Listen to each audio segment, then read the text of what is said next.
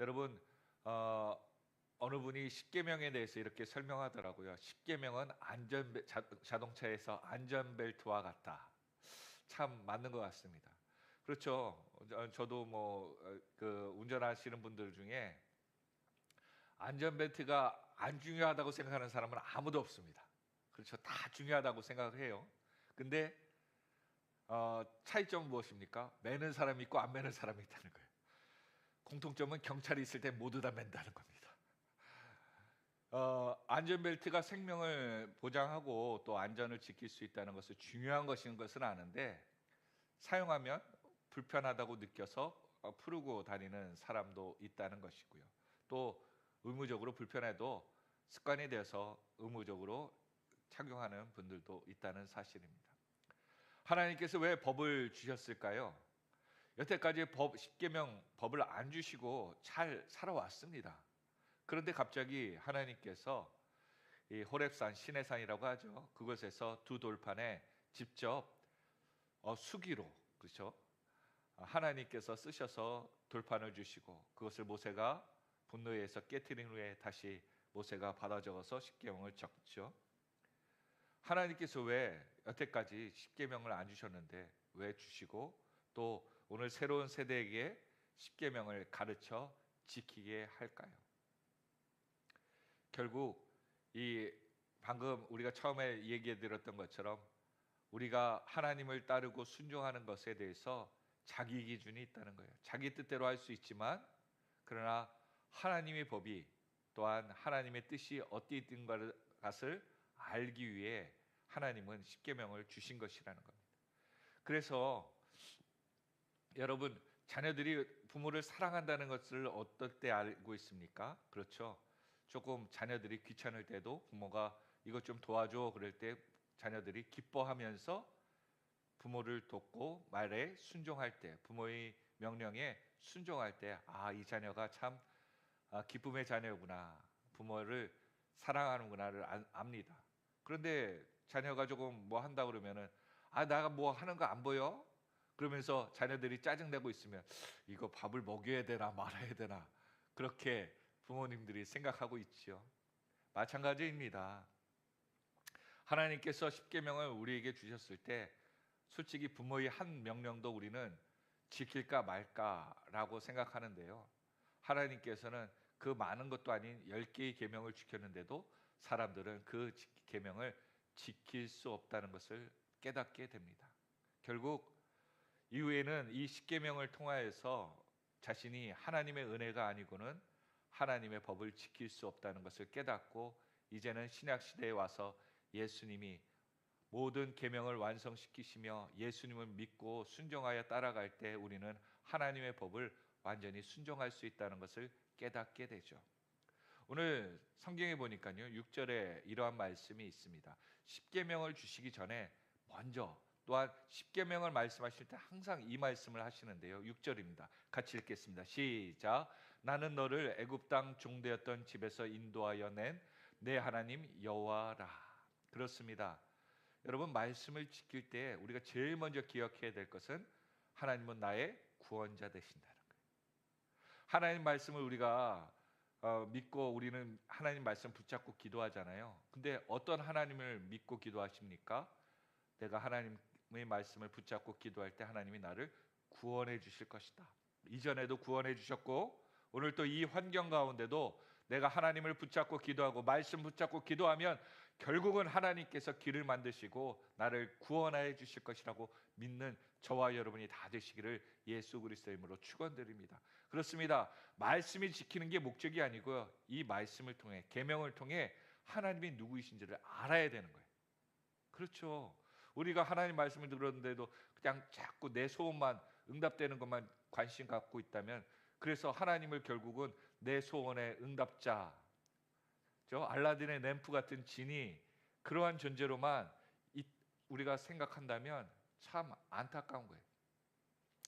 요즘 BTS만이 아니라 그 에이티즈 최산이 그 영상이 돌더라고요. 보니까 최산 우리 집사님, 꼭 따님이랑 대화하시려면 알아야 돼. 이렇게 뭐 그분이 이제 그 춤을 추고 있으면요, 굉장히 그 액티비한 춤을 추고 있으면 청소하는 해외 분들이 청소하다가도 뭐 딸과 엄마가 이렇게 춤출 때 끝날 때까지 쳐다보고 있다고 합니다. 이게 완전히 멈춘 동상으로. 그래서 어, 여심저격 뭐 이러면서 뭐 북부대공 뭐 이렇게 표현을 하면서 나오고 있더라고요. 왜 이 말씀을 드렸냐면 그러한 BTS라든지 오늘 방금 얘기했던 에이티즈의 최산이라는 이런 그런 해외에서도 인기 있고 또 우리나라에도 굉장히 영향력 있는 이러한 K-팝의 이런 세대를 통해 사람들이 그냥 가수만 좋아하는 게 아니라 그들을 통해서 그 플랜카드 같은 거를 썼더라고요. BTS 때문에 또한 우리 K-팝 때문에 한글을 배웠어요. 그 글을 써서 자막으로 보여주더라고요. 그렇습니다. 오늘 하나님께서 십계명 지키는 게 목적이 아니고요. 십계명을 통해서 누구를 알라는 거예요? 그 환경 가운데 구원하시는 하나님을 알아라. 나는 하나님 말씀을 많이 지키고 있습니까? 그렇게 해서 기도 많이 하여서 하나님과 얼마나 많이 가까워졌습니까? 참 이게 관건인 것 같아요.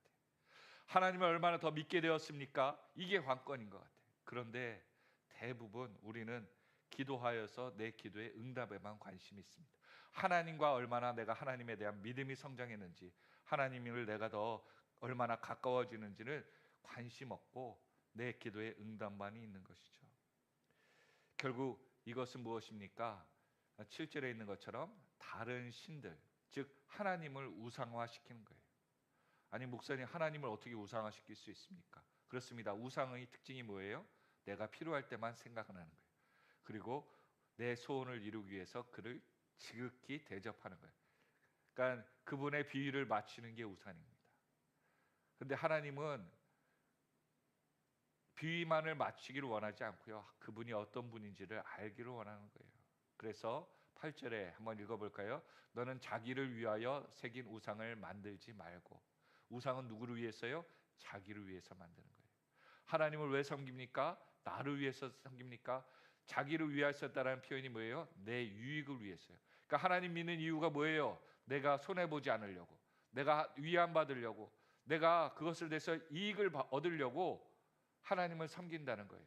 그러면 그 하나님이 어떻게 된다는 거예요? 우상이 된다는 거죠. 우상의 특징이 그렇다는 거예요. 내가 손해되고 내 뜻대로 되지 않더라도 하나님을 믿을 수 있습니까? 그러면 하나님은 우상의 범위를 넘어서 유일하신 하나님이 되실 수 있습니다. 그런데 나에게 불편을 하고 내가 오히려 하나님 믿어 손해를 보면 내가 그러죠. 내가 하나님 믿어 손해봤다고, 하나님 안 믿겠다고 우상을 섬긴 거예요. 우상을. 그래서 성경은 계속해서 하늘의 세상의 눈에 보이는 모든 것으로서 우상을 만들지, 형상을 만들지 말라고 얘기하고요. 9절에는 절하지 말라고 얘기하고 있습니다. 그런데 9절에 하나님은 어떤 하나님인지를 보여주는데요. 섬기지 말라. 나 내 하나님 여호와는 어떤 하나님이라? 질투하는 하나님이라. 9절에 여러분, 질투는 어느 때 하는 거예요?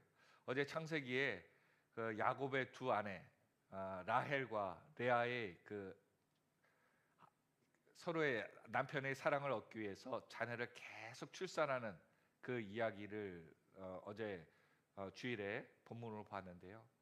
여러분, 질투하지 않으면, 남편을 사랑하는 질투를 하지 않으면, 시기하지 않으면 그렇게 아이를 낳겠다 하면서 출산이 쉬운 게 아니잖아요. 그런데 그러한 모습을 계속하면서 남편의 사랑을 얻기 위해 애쓰는 모습, 그 모습을 보면 아내들이 남편에 대한 사랑을 얼마나 갈망하는지를 보게 되더라고요. 여러분, 하나님이 우리를 질투한다는 것은 무슨 표현이에요? 우리를 그만큼 사랑한다는 거죠. 여러분, 우리 반대로 우리는 세상과 하나님을 보면서 질투하며 하나님을 사랑하고 있습니까? 아니, 질투하는 마음으로 하나님을 사랑하고 있습니까? 참 우리는 그것에 대해서 약한 것 같아요. 세상과 하나님 보면 우리는 항상 저울질하기에 편해요. 그러나 하나님에 대해서 나는 질투하는 마음으로 하나님을 정말 사랑하고 있는가를 돌아보면 그런 적이 거의 없는 것 같아. 근데 오히려 하나님은 질투하면서 나를 사랑하기 위해 애쓰신다라고 말씀하십니다. 참 얼마나 감사한 내용입니까? 그리고 10절에 하나님께서는 어떤 은혜를 베푸신다고요? 나를 사랑하고 내 계명을 지키는 자에게 천대까지 은혜를 베푸느니라. 앞절에 마음과 뜻을 다하여라는 표현을 써서 하나님을 사랑하라고 말했는데, 하나님을 찾으라고 얘기했는데, 오늘 모세는 자신이 이제 생명이 한 달 정도 안 남았거든요. 그때 그의 백성들에게 하나님을 사랑하는 거, 계명을 지키는 게 하나님을 사랑하는 것인데 너희들이 그 복을 얻으라고 간절히 얘기하고 있습니다. 오늘 저와 여러분, 우리 자녀들에게 하나님을 사랑하라고 유언을 남길 수 있을 때까지 내가 하나님을 사랑할 수 있기를 예수 그리스도의 이름으로 축원드립니다. 그렇습니다. 부모가 사랑하는 만큼 자녀도 하나님을 사랑할 수 있어요. 자녀가 그것을 보았기 때문에. 그리고 더 큰 은혜를 하나님께 자녀들이 받아야지 부모를 뛰어넘는 하나님을 사랑할 수 있는 은혜를 갖게 되더라고요. 오늘 저와 여러분, 우리에게 받는 축복이 무엇입니까? 우리 자녀들이 하나님을 더 사랑하는 것 아니겠습니까? 나보다 더 하나님을 사랑하는 것. 그것이 우리의 간증과 고백이 되기를 예수 그리스도의 이름으로 축원드립니다. 그래서 교회를 잘 다니는 것, 또 믿음의 공동체를 잘 만나는 것도 복이겠죠. 11절에 하나님의 이름을 망령되이 일컫지 말라. 유대인들은 하나님이라는 단어를 함부로 쓰지 않는다고 합니다. 근데 우리는 또한 함부로 써서 그 하나님에 대한 권위를 떨어뜨리고 있죠. 어쩌면 이 나라의 믿음의 사람들이 하나님이라는 이름을 함부로 사용하여서 또한 세상의 약속들을 쉽게 하나님의 이름을 걸고 하기 때문에, 그리고 지키지도 않기 때문에 스스로 자신이 영적인 권위를, 능력을 잃어버렸던 것은 아닌가 생각해 봅니다. 오늘 하나님의 말씀이, 하나님의 이름이 나에게 귀해지기를 예수 그리스도의 이름으로 축원드립니다. 그리고 12절 이후에는 무슨 얘기를 합니까? 안식일을 이야기하고 있습니다. 여러분, 안식일 거룩하게 지키고 계십니까? 유대인의 법이라고 안식일을 거룩하게 얘기하지만 우리는 주일이라고 이 일을 지키고 있는데요. 그런데 이 주일의 의미는, 안식일의 의미는 무엇입니까? 엿새 동안 힘써 모든 일을 행하나, 그리고 일곱째 날에 하나님의 날이다 라는 것을 선포하며 너희에게 속한 모든 것, 너만이 아니라 내가 속한 자녀들, 가족들과 짐승들, 심지어 방문했던 손님일지라도 다 같이 하나님의 날 안식일에는 안식하고 쉬어야 된다라고 이야기하고 있습니다. 즉 하나님에 대한 축복은요, 나만 누리는 것이 아니라 온 가족이 함께 누려야 될 것이고, 공동체는 이 날을 기억해야 된다라고 얘기하고 있습니다. 그런데 어떻습니까? 요즘 주일을 하나님의 날이라고 거룩하게 지키고 있습니까? 좀 쉽지 않더라고요. 그 윤석천 목사님 연세중앙교회라고 하는 그 교회에서는요, 지역에 지역에 상점이 안 열어요. 보니까 주일에 그분들은 침례교회인데 교회가 크다 보니까 주변의 상권이, 그날 그 목사님께서 안식일은 주님의 날이니까 되도록이면 본인들이 주일에 왔을 때 교회에서 봉사를 한다고, 점심이 넘어가서 봉사하면 도시락을 싸오라고 얘기한다고 합니다. 그리고 주일에는 하나님께만 집중하고 시간 있으면 기도하라고 그렇게 권면했다고 해요. 그러니까 사람들이 주일에는 지역에 나가서 식사를 안 하는 거예요. 그러니까 주변의 상권들도 많은 데 사람들이 오고 가지 않으니까 다 그들도 가게 문을 닫고 교회 나오시는 분들도 꽤 많이 된다고 얘기하시더라고요. 그러니까 평일에는 모임들이 하도 많으니까 지역 상권이 굉장히 살고 있죠. 즉 한 그 믿음의 공동체가 주일에 대해서, 안식일에 대해서 거룩하게 지키니까 지역에 대해서도 영향력을 미치게 되더라고요. 나는 하나님의 날 주일에 대해서 얼마나 책임감을 가지고 가정에 대해서, 나의 삶에 대해서 지키고 있습니까? 또 그날이 하나님의 날이라고 어떻게 선포하고 어떠한 거룩한 구별을 하고 살고 있습니까? 근데 대부분 우리는 예배드리고 이후에는 내 마음대로 시간을 보내고 있잖아요. 저도 목회자이면서 이 부분에 대해서는 굉장히 회개하고 있습니다. 그러니까 하나님께서 우리가 그렇게 못 사는 걸 아시기 때문에 오늘도 우리에게 말씀하시는 것겠죠. 그래서 14절에 있는 것처럼 모든 것들에 대해서 너만 아니라 내 자녀들도 이것을 훈련시켜야 된다라고 말씀하고 있습니다. 15절 같이 한번 읽어볼까요? 시작. 너는 기억하라. 내가 애굽 땅에서 종이 되었더니 내 하나님 여호와가 강한 손과 편팔로 거기서 너를 인도하여 내었나니 그러므로 내 하나님 여호와가 내게 명령하여 안식일을 지키라 하느니라. 아멘. 여러분, 안식일 지키는 것은요, 권고나 부탁이 아닙니다. 명령이에요. 그렇죠. 군인들에게 명령은요, 목숨 걸고 지켜야 되는 것이고요. 그리스도인들에게 명령은요, 이것은 법입니다. 그러니까 하나님의 주일, 하나님의 안식을 지키고 나가는 것은 결국 여러분, 군대에서 이렇게 하라 저렇게 하라 명령 지키고 우리나라의 국민들이 우리나라의 법을 지키고 신호등을 지키는 이유가 뭐예요? 안 지키면 벌금 받기 때문에? 아니죠. 여러분, 신호등 안 지키고 운전해 보세요. 건너가 보세요. 어떻게 돼요? 100% 사고 납니다. 무슨 말이에요? 법을 지킨다는 것은 누구를 지키는 거예요? 결국 나를 지키는 거예요. 그러니까 십계명을 지키는 이유는 나를 지키기 위해서 하나님이 주신 거라는 거예요. 그런데 우리가 내 자신을 지키는 보호막을 잊고 살고 있고 어기고 살고 있다. 결국 내 자신이 무너져 가고 있고 또한 쓰러져 가고 있는 이유를 만들어 간다는 것이죠. 그리고 16절에 이제는 하지 말라가 아니라 하라라고 얘기하고 있어요. 무엇입니까? 16절 또 한번 읽어볼까요? 시작. 너는 내 하나님 여호와께서 명령한 대로 내 부모를 공경하라. 그리하면 내 하나님 여호와가 내게 준 땅에서 내 생명이 길고 복을 누리리라. 여러분, 어떤 분이 이렇게 얘기합니다. 예수님이 30세에 가족 다 버리고 선교 활동, 말씀 복음 전하라고 전도 활동 시작하셨잖아요. 그러면 부모님 공경한 거예요, 안 공경한 거예요? 그리고 그 사역 3년 동안 공생에 사역하시면서 벌었던 돈들을 가정에 갖다 줬어요, 안 갖다 줬어요? 그런 얘기는 성경에 전혀 없습니다. 아니, 그거 가지고 부모님 공경했냐 안 했냐라고 따지고 묻는다면요, 여러분, 자녀들이 군대 갔다고 해서 부모님 공경 안 하는 겁니까? 그렇죠. 그 나라를 지키고 그의 사명을 감당하고 있으면 그 자체가 나라를 위해서 또한 그 부모님이 계신 땅을 지키는 것이죠. 하나님의 사역을 위해서 사명받아 부름받아 예수님께서 공생의 사명을 감당했던 것은 마치 입대하여서 전쟁에서 싸우는 군인과도 같은 영적인 전쟁을 하시는 모습이라는 거예요.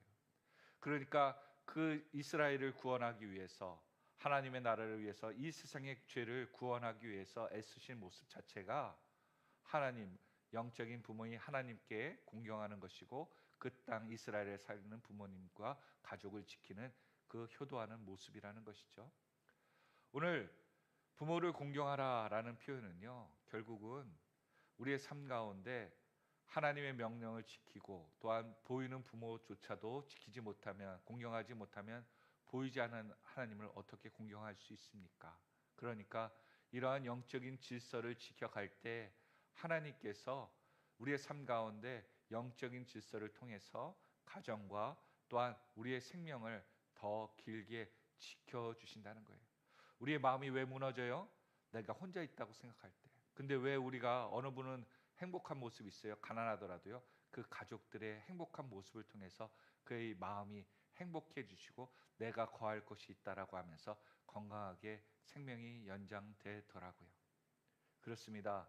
이 부모의 공경은요, 가정을 화목케 하는 유일한 방법입니다. 내가 공경하면 그 자녀들도 그것을 보아서 부모를 공경할 수 있다는 거예요. 필리핀에 가보니까 가족들이 굉장히 화목하더라고요. 물론 뭐 100%다 그렇다고 얘기할 수 있는 것은 아니겠지만 그들의 특징은 뭐냐면 젊을 때는 열심히 가족을 위해서, 가정을 위해서 돈을 번다고 합니다. 그리고 그들의 노후가 되면 그의 자녀들이 나가서 그렇게 가정을 위해서 헌신하여 세운다고 하죠. 그러니까 서로 이 그런 선순환이 되다 보니까 가족이 모일 때마다 아주 그냥 노래방 기구 넣고선 지역이 떠나갈 정도로 행복한 노래를 부르면서 하나 된다고 하더라고요. 그렇습니다. 하나님께서 공경하라는 것은 우리의 가정이 또한 우리가 축복을 받고 우리의 가정 삶이 살아날 수 있도록 하기 위한 하나님의 축복의 방법인 것을 믿으시길 바랍니다. 그리고 살인하지 말라, 간음하지 말라, 도둑질하지 말라, 또한 이웃에 대해서 거짓 증거하지 말라. 이러한 말씀들, 심지어 21절 마지막에 있는 것처럼 내 이웃의 아내를 탐하지 말라라고 얘기하고 있습니다. 결국은 하나님께서 십계명을 통해서 우리에게 말씀하고 있는 것은 무엇입니까? 이 우리가 외적으로 변하는 것이 목적이 더 아니라 우리 내면에 탐할 수 있는 마음, 또한 살인하고자 하는 그 동기의 마음, 간음하고자 하는 그 마음의 음란함, 또한 도둑질하고자 하는 그 마음들, 그 모두를 하나님이 보고 계신다는 거예요. 그리고 그 마음, 그 내면의 교정을 통해서 이 십계명을 지켜나갈 수 있는 계기가 된다는 거예요. 예수님께서 오셔서 나중에는 이 10계명을 2개로 만드셨죠. 하나님을 사랑하라, 내 이웃을 사랑하라. 결국 십계명을 지키는 사람, 구원받은 사람의 목적은 뭐예요? 바로 이렇게 내면을 다스리고 하나님을 사랑하며 살아갈 때 우리는 온전한 구원에 이를 수 있다라고 말씀하여 주십니다. 오늘 기도에 응답받기를 원하시는 분들이 계십니까? 어렵지 않습니다. 오늘 하나님이 말씀하시는 한 말씀이 귀하게 여겨져서 그분대로 뜻대로 살기 위해 하나하나 몸부림치며 우리가 기억하며 살아갈 때 하나님께서는 우리가 십계명 다 지키지 못하더라도 하나님께서 우리를 기억하시고 질투하시는 하나님이 사랑의 하나님이 되어서 우리의 모든 것들을 이루어 줄 줄로 믿습니다. 그 믿음대로 오늘도 살아가며 승리하는 축복의 주인공들 다 되시기를 예수 그리스도의 이름으로 축원드립니다. 기도하겠습니다.